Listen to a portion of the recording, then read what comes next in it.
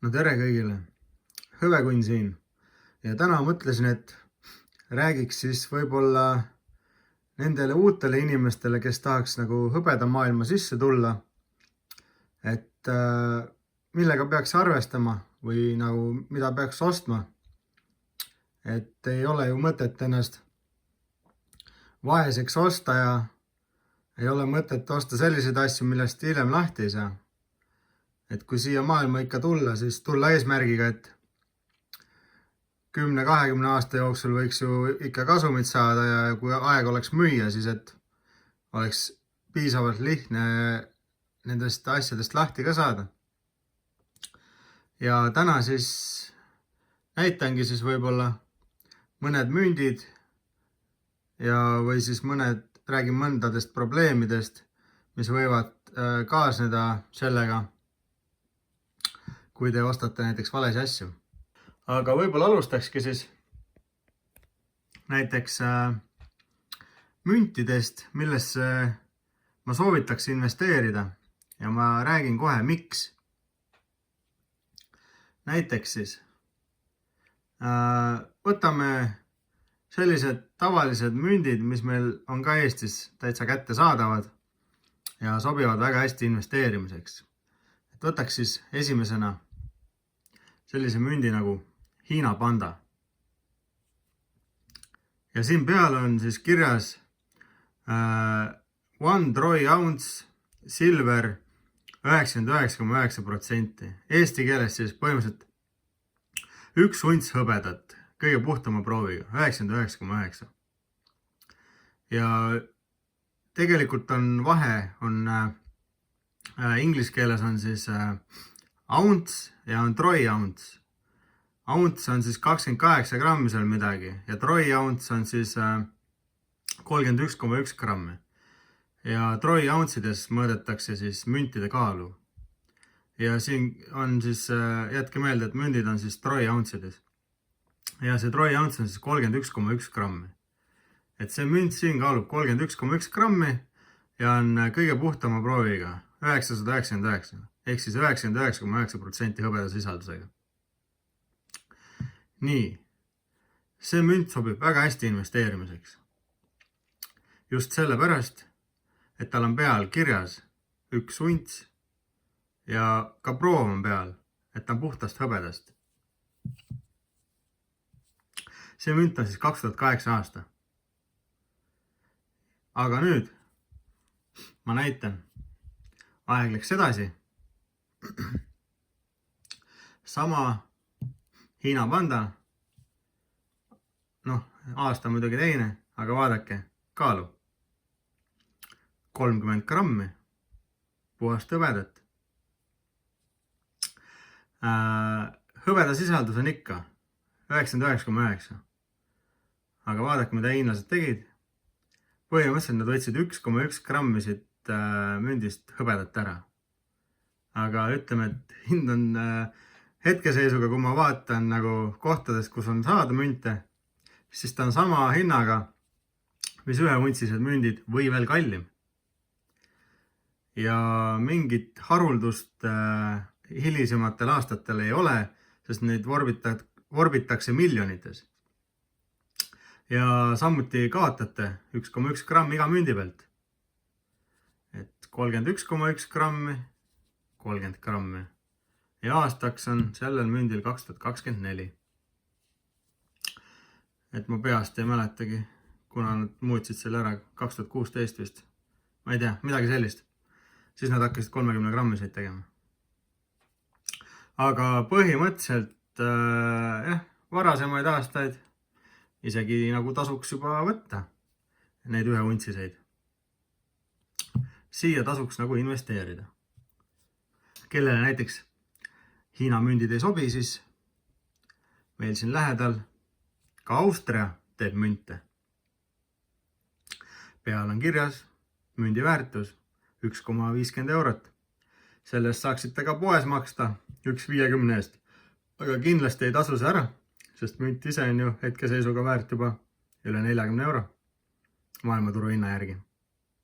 Aga siin on ka austria keeles peal, et 1 unts hõbedat ja 2015 aasta on see siis. Samuti on see münt prooviga 999, 99,9. Aga sellel mündil jällegi pole sellist proovi peal 99,9 või 999.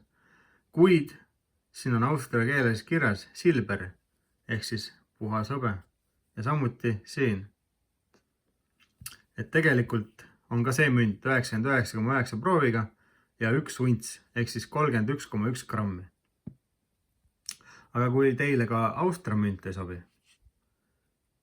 on valikus ka vana hea Krugerrand. Näete, puhas hõbe inglise keeles, fine silver, 1 unts. See on 2021 aasta ja Lõuna-Aafrikast. Saate ka sellist investeerimismünti osta, kui teile meeldib. Tegelikult, mis on nende vahe siin, võib-olla ainsaks asjaks välja tooks siis selle, et muidugi kõik on eri maadel toodetud ja kõik on omasugused, nagu erisugused, aga kõik nad on puhtast hõbedast. Ja teie otsustada jääbki, et milline teile kõige rohkem meeldib. Kuid jällegi on ka teisi maid jälle, kes teevad, näiteks Kanada. Samuti puhas hõbe, aga vaadake, Kanada teeb isegi 4,9 hõbedat. Aga kas 4,9 puhtuse poolest on siis kallim kui 3,9? Tegelikult ei ole. Et see puhtus 1,9, mis juurde saab, see tegelikult ei mõjuta midagi ja sellest pole aru saada ja hind on praktiliselt ikkagi sama. Et on isegi 6,9, siis juba hinnad võivad muutuda. Aga tavalised investeerimismündid, kas on 4,9 või on 3,9, tegelikult otseselt vahet ei olegi. Et mõlemad on väga head investeerimiseks. Ja samuti siin on 1 unts puhast hõbedat. Ja Elisabeth on siin taga 2021 aasta. Samuti on meil valikus Austraalia känguru. Austraalia $1, Elisabeth teine. Känguru siis 2021 aasta, aga vaadake jällegi 1 unts 4,9 hõbedat on kirjas ilusti. Nii, mis meil veel on? Muidugi on meil ju Ameerikast ka midagi. Walking Liberty. See on siis, neid on ka mitut sorti, aga samuti need on 1 untsised alati. 1 unts puhast hõbedat on kirjas ilusti peal. Ja nii on. Mis meil veel on? Muidugi meil on ju Austraaliast igasuguseid koalasid ja näete, 1 unts 9,99 silver.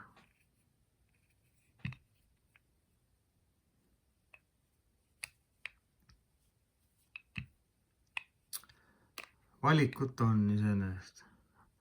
Kookapurralinnud, samuti 1 unts 9,99 hõbedat. Ja tegelikult valikut on väga palju veel. Ma lihtsalt tõin sellised, kuidas öelda, kõige sellised tavalisemad, mida võite kuskilt poodidest leida investeerimiseks, tõin praegu välja. Muidugi iga aasta kujundused muutuvad ja kõik proovivad selliseid ägedaid asju teha, et ikka inimesed ostaks. Kuid iga münt siin laua peal on väärt 1 troy ounce hõbedat. Ehk siis 1 unts hõbedat. Ja proov on puhas hõbe. 99,9%. Miks osta puhast hõbedat? Sellepärast, et puhta hõbedega ei tule teil hiljem probleeme. Ostavad need tagasi mündipoed, ostavad need tagasi pandimajad.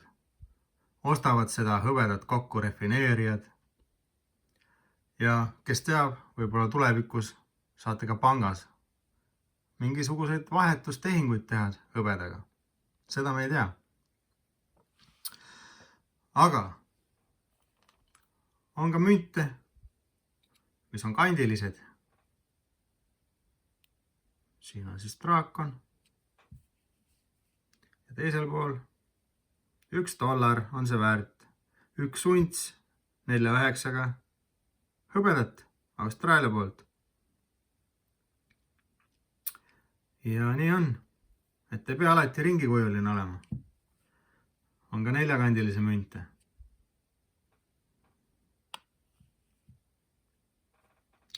Aga nüüd muidugi saab minna ka plaatidesse. Saab minna ka kangidesse. Siin on 343 grammi puhast hõbedat prooviga 999. 2025 aasta esimene kangike, kelle poolt otse loomulikult hõbekunn. Nii. Sellest nüüd ehk saite aru, et miks siis puhast hõbedat osta. Et sest see on puhas hõbe ja teil ei ole põhimõtteliselt mitte mingisuguseid nagu probleeme hiljem selle maha müümisega. Kuid nüüd ma näitan teile võib-olla mõnda asja, millega võib probleeme tekkida. Et ma panen siia natuke üles poole neid asju, millest me rääkisime. Aga põhimõtteliselt, kui te ostate näiteks, et ei osta puhast hõbedat, ostate mingit kuidas öelda. Näiteks, no võtame siit samast, eelmises osas natuke sai räägitud, mitte palju, aga sellised münte. See on siis näiteks aasta 1926. See münt on olnud kunagi Ameerikas käibel. See on $1. On. Ja see on hõbedast tehtud. Ja selle hõbeda proov siin on 90%. 10% on siis vaske siin, et münt oleks tugev. Kui ta oleks puhtast hõbedast, siis ta oleks pehme. Ja kui ta käibele lasta, näiteks nagu see münt siin, ma arvan, et esimese kuu ajaga oleks juba nii ära kulunud, et siit pealt ei loeks midagi välja. Sellepärast pannakse müntidele sisse mingit teist metalli, et nad oleks tugevad. Ühesõnaga, see siin on 90% hõbe. Muidugi mõtlete, et miks te ei võiks siis sellist münti siis nagu koguda või investeerimispõhjal võtta. Muidugi võite. Võite võtta 90 prooviga münte samuti, kuid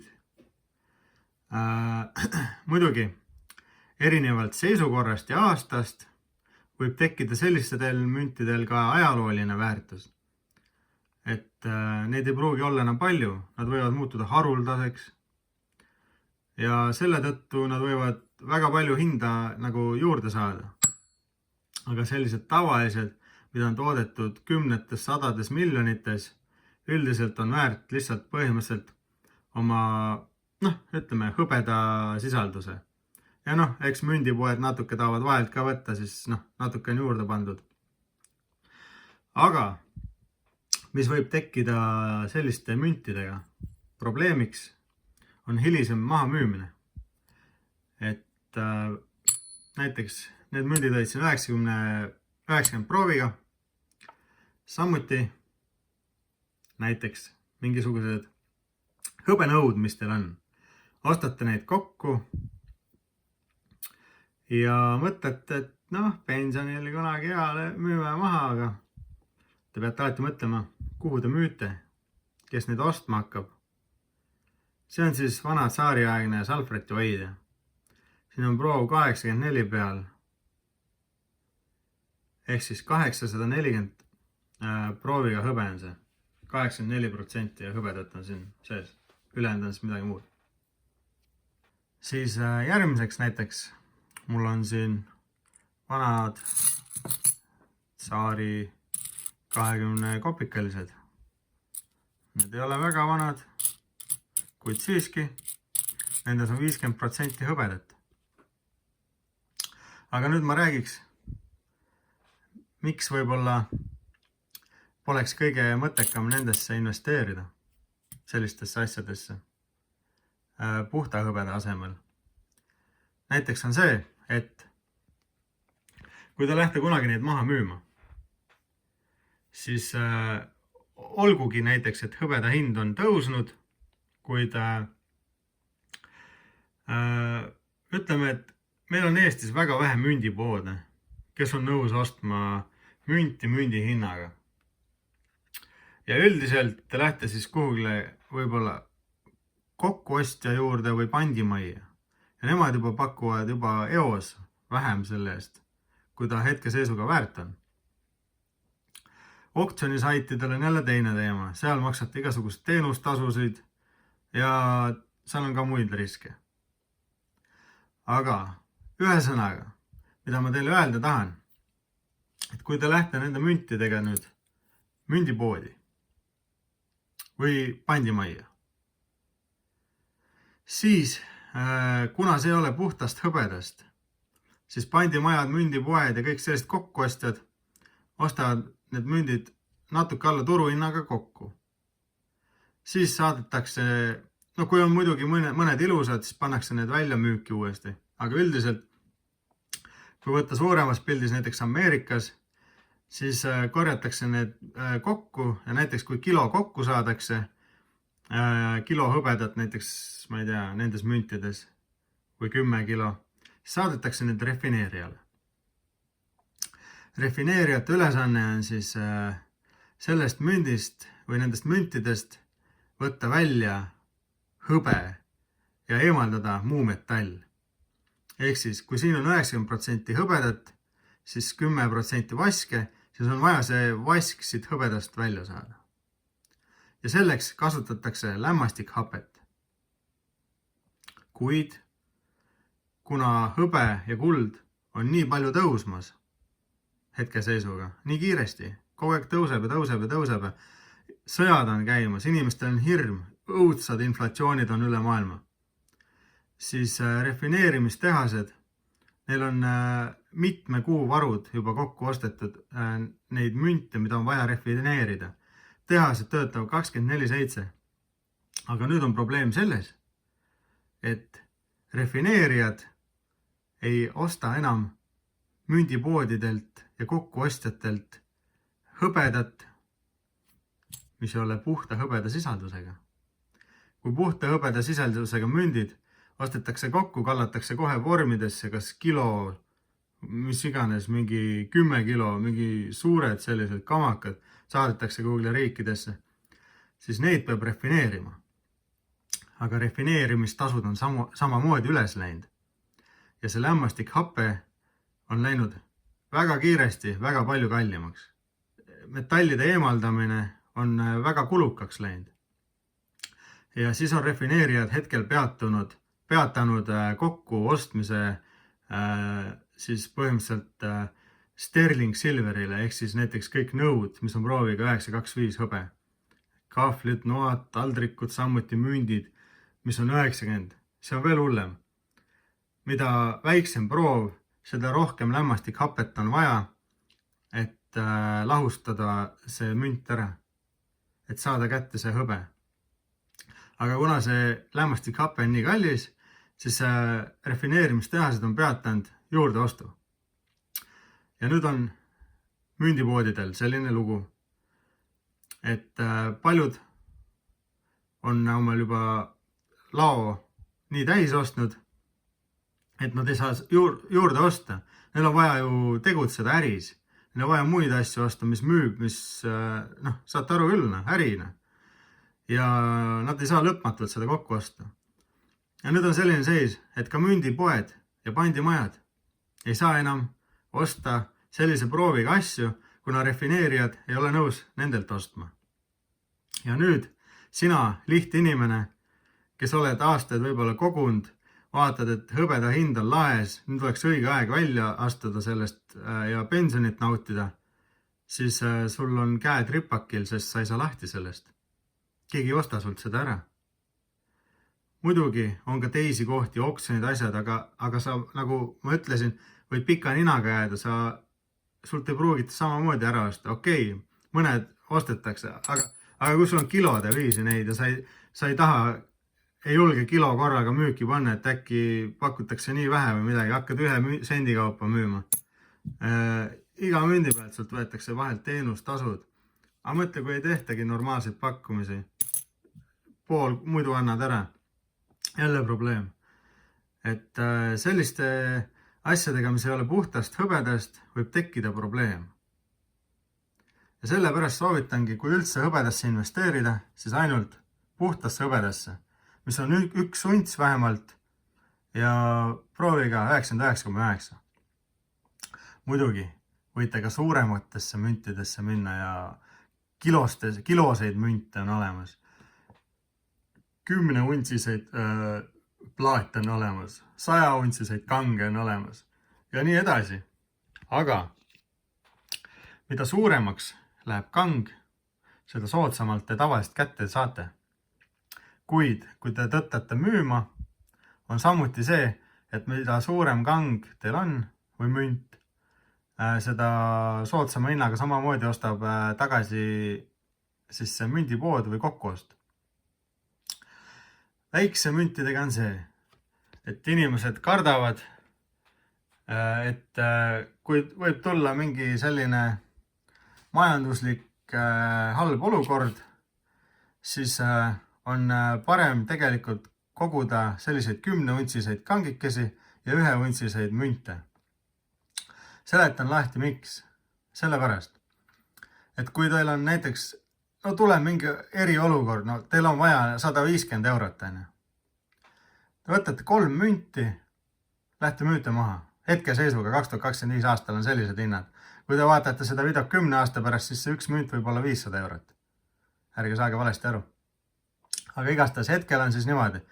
Teil on hädasti vaja 150 eurot, teil ei ole kuskilt võtta. Te müüte 3 münti maha, saate 150 eurot.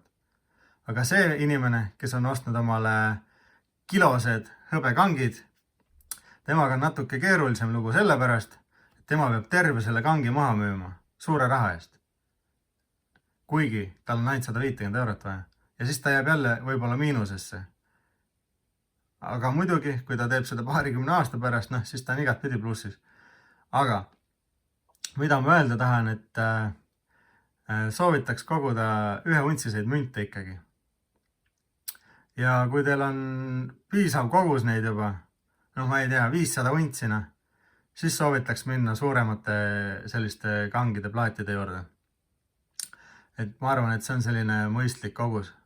Siis on, kui on vaja midagi müüa, saate tuubide kaupa müüa.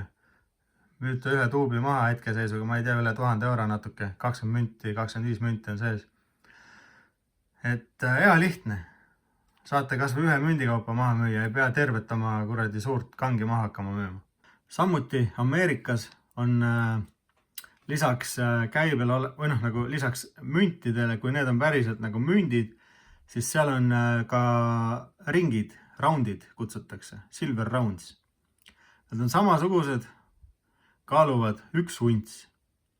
Aga neil ei ole peal kirjas siis väärtust, näiteks $1 või $5.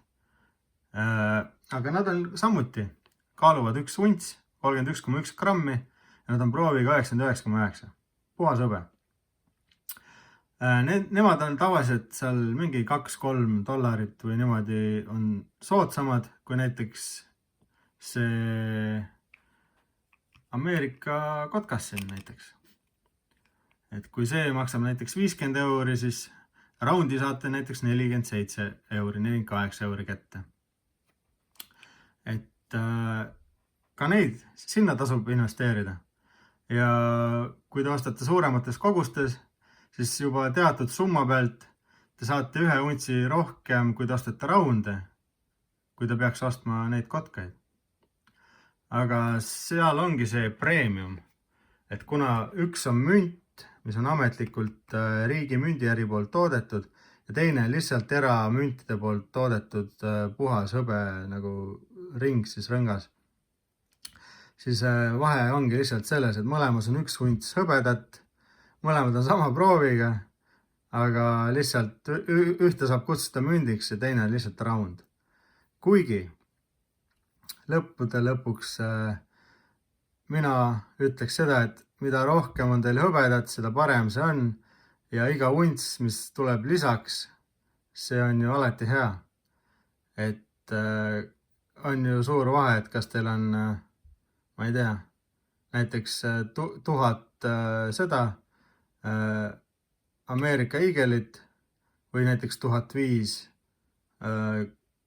raundi. Et 5 untsi ju lisaks oleks väga hea. See oli praegu see summa või noh, see oli lihtsalt suvalt tuupi pandud. Aga ma räägin, et iga unts loeb. Ja nii on. Mis peab hõbedaga arvestama? Arvestama peab seda, et hõbe tuhmub. Nagu näete, siin on ka päris tuhm. See on muidugi käibel olnud. Siin on puhtast hõbedast mündid. Kui neid halvasti hoida, siis ka need tuhmuvad.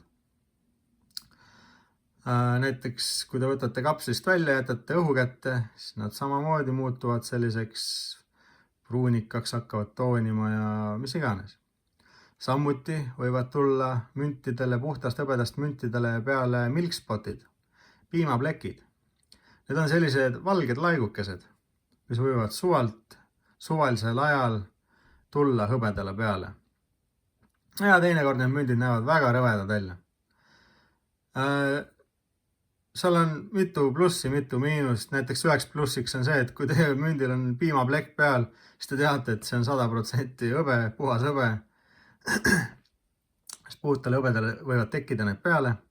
Teisalt, kui te ostate nüüd ilusa mündi, näiteks see koala siin, ja aasta pärast on ta valgeid plekke täis, hästi kole selline. Ostate 50 euroga, siis mündiäri või kuhu te maha lähete müüma, siis tema ei saa seda münti põhimõtteliselt välja panna niimoodi, et keegi ei osta, kui ta paned selle teise mündi kõrval, keegi ei taha seda koledat münti. Ja siis ta peab samamoodi hinda langetama, kui ta seda sult ostab. Kuigi hõbeda sisaldus on ikka sama sees. Aga lihtsalt jällegi refineerijat ei huvita, milline see on, peaasi seal on 1 unts hõbedat, aga näiteks tavainvesteerijale ehk siis sinule, kes sa lähed münti ostma, sa väga ei taha seda koledat münti. Kuigi kui sa massi kogud ja saad selle mündi soodsamalt, kas või see 3-4 eurot, siis mina ostaksin iga kell selle koleda mündi ära, selle asemel, et maksta 4 eurot rohkem ilusa eest. Sest sama kogus hõbedat on ikkagi mündis olemas. Nii, mis ma veel räägin? Ma ei tea, tegelikult on veel palju rääkida, aga ma loodan, et saite aru, et kui üldse hõbedasse investeerida, siis mina soovitakski puhast hõbedat. Muidugi Ameerikas ja igasugused vandenõud teooriad on ju sellised, et kogutaksegi vanasi hõbesente, münte, mis on kunagi käibel olnud. Et arvatakse, et kui nüüd kõik pekki läheb, et see paber nagunii pole midagi väärt, siis inimesed omavahel saavad vahetada nende vanade hõbemüntidega. Et inimesed teavad, mis see väärt on, mis on hõbeda sisaldus siin sees ja sellega sa saad iga kell minna näiteks oma naabri või kellegi taluniku juurde ja saad osta lihakänsaka, saad osta piima, saad osta saia. Nendega on palju lihtsam arvutada kui ma ei tea, mis asjadega. Et need on sellised vandenõud teoreetikud, kes koguvad selliseid asju, et kui peaks midagi juhtuma, kui peaks kõik pekki minema, siis ma saan vähemalt kuidagi omale piima ja saia lauale. Sest kui sul ei ole üldse hõbedat, siis mille eest sa lähed taluniku juurde, mis sa talle vastu annad? Sooja teki või? Et noh, võib-olla ühe korra jopab, aga edasi, mis siis saab? Et ostavad kottide viisi sellist kraami kokku. Et igaks juhuks kui peaks midagi juhtuma, siis vähemalt saab midagi omale osta. Samuti kui sa tahad pätsi saia, sa ei hakka minema selle 1 untsise mündiga saia ostma. Sest sa pead ostma kas mingi 20 pätsi korraga või isegi 30 pätsi või noh, mis iganes on ju. Sai kuivab ära, läheb vanaks sul ennem. Või siis sa lihtsalt saad oma pätsi saia ja nii palju hõbedat läheb raisku. Et ameeriklased on niimoodi mõtlema hakanud. Et okei, sa võtad siit 2-3 münti, lähed ostad omal paagi bensiini täis, aga nendega saad siin saia osta, ma ei tea, mida iganes, lihakentsaka. Et nemad mõtlevad niimoodi. Et ja kui sul nüüd ongi need suured kilosed 100-untsised kangid, no sul väga ei ole selle vastu midagi vahetada, sa ei lähe autot ostma või lähed. Noh, mõni võib-olla läheb, aga sellistel aegadel pigem mõtled muule, et oleks söök laual ja ma ei tea, et ellu jääd, kui juba üldse nii kaugele mõelda. Aga jah, mina arvan, et kõige parem vorm on, kui sul on 500 untsi, 1 untsiseid hõbemünte vähemalt. See on päris kõva kogus, maru hea eesmärk pensioniks. Ja siis võiks vaadata juba suuremaid või liikuda üle kullale. Et muidugi, kellel on palju raha, kes ei taha sellist suurt massi, siis võib ka kohe kulla peale liikuda. Kuld on alati kuningate raha all. Kuld ei pleeki, ei roosteta, kuld särab. Kuld on võim. Et, aga samuti, kui minna kulla peale, siis soovitaks samamoodi osta 1 untsiseid münte, sest siis on hind odavam. Näiteks kui 1 unts kulda maksab praegu 3600 eurot, selline Kanada Maple Leaf, 3600 eurot 2025 aastal. Siis mida väiksemaks mündid lähevad, seda kallim tegelikult on. Et on olemas ka 1/20. Need on umbes sama suured nagu see siin. Ja 20 sellist väikest teeb kokku 1 suure.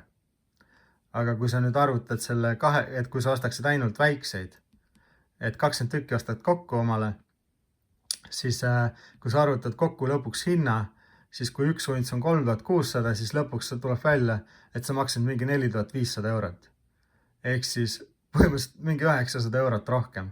Ma tõin praegu näite teile lihtsalt, aga umbes niimoodi on. Sellepärast on alati mõistlik osta 1 untsi kaupa. Ja samuti, mida suuremaks sealt lähevad need 5 untsised, 10 ja nii edasi, seda soodsamalt tegelikult te kätte saate. Aga samuti kõigil ei ole ju võimalust kohe osta selliseid münte. Siis igati pidi, arvestades meie maailma seisu, tuleb kasuks osta kas või see väike mündike ja 20 aasta pärast on teil võib-olla duubeldund hinnas, kuid siiski pigem see 1 väike münt iga kuu või 3 kuu tagant kui mitte midagi. Sest kui teil pole midagi, siis ei tasu hiljem vinguda ka. Aga kui teil on vähemalt natukenegi midagi, siis te saate öelda, et te vähemalt proovisite või siis naudite oma vilju tulevikus. Aga siin oli hõbekunn, nagu ikka, subscribe, like ja kommenteerige ja näeme juba järgmises videos. Tšau!